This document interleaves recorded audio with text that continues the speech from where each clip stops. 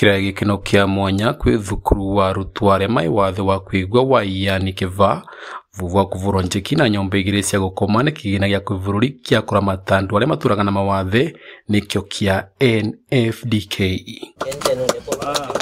Nyũmba icio ciakĩtwe na mũigana wa milioni 2.3 na kũringana na mũikarĩri gĩtĩ wa mbondi ya trustee ya NFDK Christina Kenyatta Pratt, ũrĩa ndũmĩrĩri yake ĩthomirwe vandũ vake nĩ Julia Ojiambo nĩ ikorwo ikĩthiria mũsukumano wa arutwa ũrĩa ũkoretwo ũgomerete cukuru ũcio gwa kavinda karasa.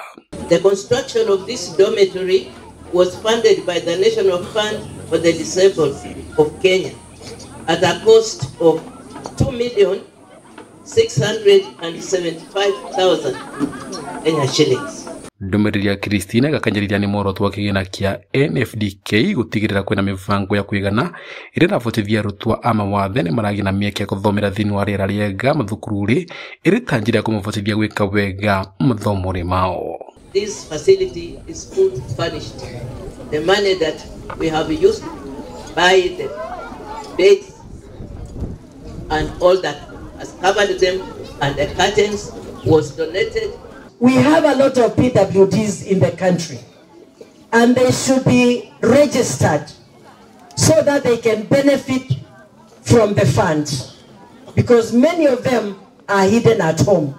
And I also want to talk to the parents.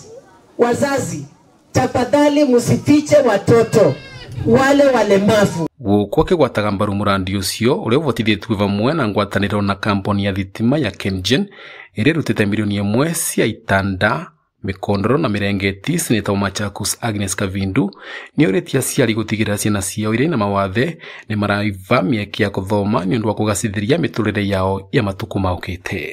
Wale wote walemavu ambao wako manyumbani wapelekeni shule na muwatoe na pia make sure wamekuwa registered.